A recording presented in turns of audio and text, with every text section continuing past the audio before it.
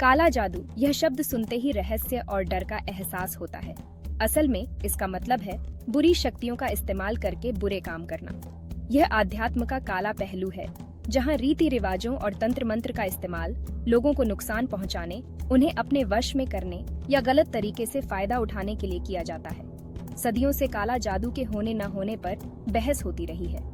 कुछ लोग इसे अंधविश्वास मानते हैं, तो कुछ लोग इसे शक्तिशाली और खतरनाक सच्चाई मानते हैं। काला जादू में विश्वास दुनिया भर की कई संस्कृतियों में गहराई से जड़ा हुआ है।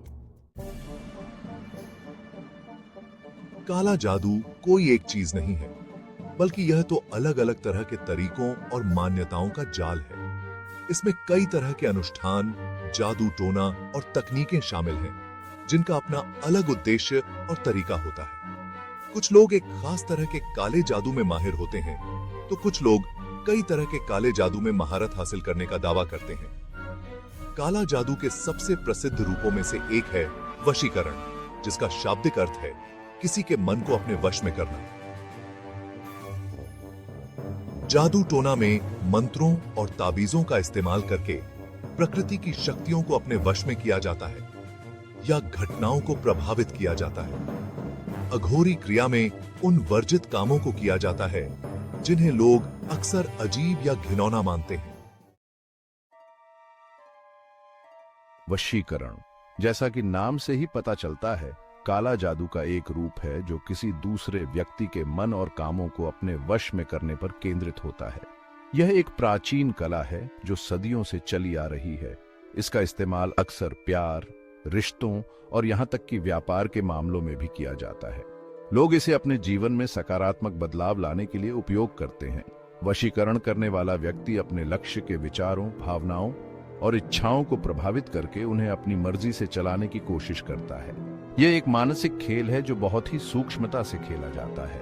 यह किसी व्यक्ति को अपनी ओर आकर्षित करने से लेकर उसकी पूरी तरह से मर्जी अपने वश में करने तक कुछ भी हो सकता है। यह प्रक्रिया कभी कभी बहुत ही जटिल और समय लेने वाली हो सकती है। वशीकरण में इस्तेमाल किए जाने वाले तरीके अलग अलग हो सकते हैं, जिसमें जादुई वस्तुओं और प्रेम औषधि से लेकर विस्तृत अनुष्ठान और मंत्र शामिल हैं। हर तरीका अपने आप में अनोखा और प्रभावशाली होता है। वशीकरण का असर व्यवहार में सूक्ष्म बदलाव से लेकर पूरी तरह से मानसिक और भावनात्मक रूप से गुलाम बनाने तक हो सकता है। यह एक शक्तिशाली उपकरण है जो सही तरीके से उपयोग करने पर अद्भुत परिणाम दे सकता है। जादू टोना एक व्यापक शब्द है जिसमें कई तरह के जादू और टोने टोटके शामिल हैं। इसमें कई प्रकार की प्रथाएं और विश्वास शामिल होते हैं जो सदियों से विभिन्न संस्कृतियों में प्रचलित हैं। इसमें अक्सर मंत्रों, ताबीजों और अनुष्ठानों का इस्तेमाल करके प्रकृति की शक्तियों को अपने वश में किया जाता है, घटनाओं को प्रभावित किया जाता है या कुछ खास नतीजे हासिल किए जाते हैं। इन अनुष्ठानों में जड़ी बूटियों, पत्थरों और अन्य प्राकृतिक तत्वों का भी उपयोग किया जाता है। जादू टोना करने वाले लोग मानते हैं कि वे अपने मनचाहे नतीजे हासिल करने के लिए प्रकृति और ब्रह्मांड की शक्ति का इस्तेमाल कर सकते हैं। वे ध्यान और साधना के माध्यम से ब्रह्मांड से जुड़ने की कोशिश करते हैं, जिससे उन्हें अपनी इच्छाओं को पूरा करने में मदद मिलती है। जादू टोना का इस्तेमाल अच्छे और बुरे दोनों तरह के कामों के लिए किया जा सकता है। यह इस बात पर निर्भर करता है कि व्यक्ति किस उद्देश्य से इसका उपयोग कर रहा है। जहां कुछ लोग अपने ज्ञान का इस्तेमाल बीमारों को ठीक करने, बेगुनाहों की रक्षा करने या अच्छी किस्मत लाने के लिए कर सकते हैं, वहीं कुछ लोग जादू टोना का इस्तेमाल अपने दुश्मनों को नुकसान पहुंचाने, उन्हें परेशान करने या गलत तरीके से फायदा उठाने के लिए कर सकते हैं। यह एक दोधारी तलवार की तरह है जो दोनों दिशाओं में काम कर सकती है। जादू टोना में इस्तेमाल किए जाने वाले तरीके और सामग्री उतनी ही अलग अलग होती हैं जितने अलग अलग लोग इसे करते हैं। हर व्यक्ति की अपनी अनूठी शैली और विधि होती है जो उनके व्यक्तिगत विश्वासों और परंपराओं पर आधारित होती है। सेक्शन 5 अघोरी क्रिया, टैपिंग इनटू द टैबू। अघोरी क्रिया काला जादू की दुनिया का एक ऐसा हिस्सा है जो बेहद डरावना और रहस्यमय है। अघोरी साधुओं का एक ऐसा समूह है जो उन कामों को करते हैं जिन्हें समाज में वर्जित या घिनौना माना जाता है। ये लोग सामाजिक नियमों और वर्जनाओं का सामना करके उनसे ऊपर उठने में यकीन रखते हैं और अक्सर ऐसे अनुष्ठान करते हैं जिनमें श्मशान घाट, लाशें और मौत और सड़न से जुड़ी चीजें शामिल होती हैं। अघोरी मानते हैं कि इंसान के जीवन के सबसे बुरे अनुभवों को अपनाकर वे आध्यात्मिक मुक्ति पा सकते हैं। वे अक्सर ऐसे काम करते हैं जो लोगों को हैरान, घृणित या डराने वाले होते हैं। सेक्शन 6 प्रेत आत्मा क्रिया इन्वोकिंग स्पिरिट्स। प्रेत आत्मा क्रिया शायद काला जादू का सबसे डरावना और गलत समझे जाने वाला रूप है। इसमें आत्माओं, भूतों और दूसरी अलौकिक शक्तियों को बुलाकर उनसे अपना काम करवाया जाता है। यह आत्मा की दुनिया से जानकारी या मार्गदर्शन लेने से लेकर आत्माओं को नुकसान पहुंचाने या किसी पर कब्जा करने का आदेश देने तक कुछ भी हो सकता है। प्रेत आत्मा क्रिया का अभ्यास खतरे से भरा होता है क्योंकि इसमें उन शक्तियों के साथ काम करना पड़ता है जो अक्सर अप्रत्याशित और संभावित रूप से खतरनाक होती है।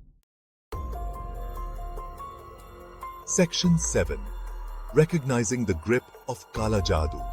काला जादू का असर कई तरह से दिखाई दे सकता है। यह अक्सर शारीरिक या मानसिक बीमारी के लक्षणों जैसा होता है। इस वजह से असली बीमारी और काले जादू के असर में फर्क करना मुश्किल हो जाता है।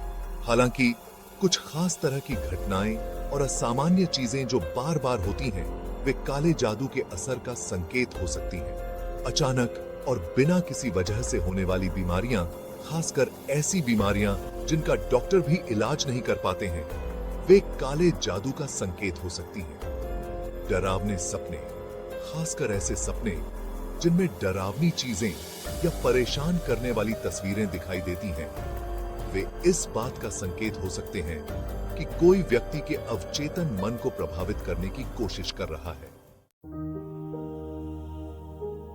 Section 8 Seeking Refuge Counteracting Dark Influences.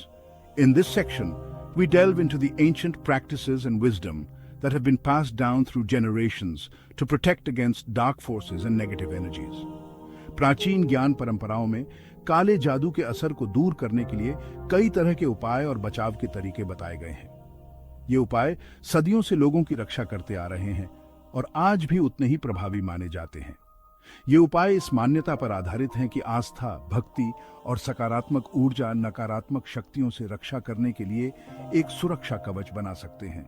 सामूहिक प्रार्थना और धार्मिक अनुष्ठान भी इस सुरक्षा को और मजबूत बनाते हैं।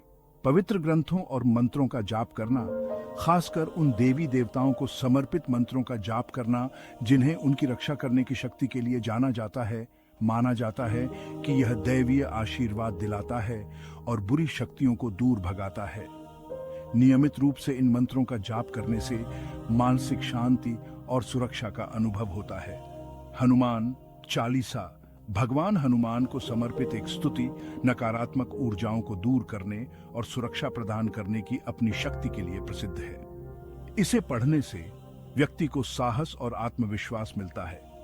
घर के आसपास नीम और तुलसी जैसे पवित्र पेड़ लगाने से माना जाता है कि आसपास की जगह शुद्ध होती है और सकारात्मक माहौल बनता है। ये पौधे न केवल पर्यावरण को शुद्ध करते हैं, बल्कि मानसिक और शारीरिक स्वास्थ्य के लिए भी लाभकारी होते हैं। Section 9 The Tale of the Cursed Prince। Rajasthan की एक प्राचीन कहानी काले जादू के शक्तिशाली प्रभाव और उस पर काबू पाने के लिए विश्वास की शक्ति को दर्शाती है। एक युवा राजकुमार जो अपनी प्रजा का प्रिय था, अचानक गंभीर रूप से बीमार पड़ गया। शाही वैद्यों के सर्वोत्तम प्रयासों के बावजूद उसकी हालत बिगड़ती गई। उसकी कभी जीवंत आभा धुंधली पड़ गई, जिसकी जगह एक अजीब सी अंधेरी छाया ने ले ली। महल में बुलाए गए एक बुद्धिमान संत ने शक्तिशाली अभिशाप के संकेतों को पहचान लिया। अपने ध्यान के माध्यम से उन्होंने पता लगाया कि एक ईर्ष्यालु प्रतिद्वंद्वी ने राजकुमार पर एक घातक अभिशाप डालने के लिए एक शक्तिशाली तांत्रिक को काम पर रखा था। Section 10 The Enduring Power of Faith।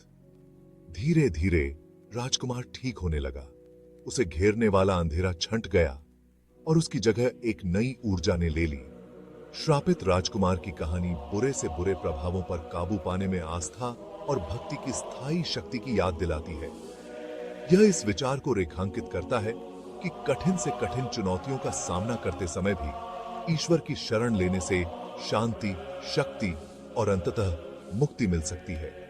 अंततः आस्था को मजबूत करना, एक नेक जीवन जीना और ईश्वर की शरण लेना उन अनदेखी ताकतों से खुद को बचाने के सबसे शक्तिशाली तरीके हैं जो हमें नुकसान पहुंचा सकती हैं या हमारा फायदा उठा सकती हैं।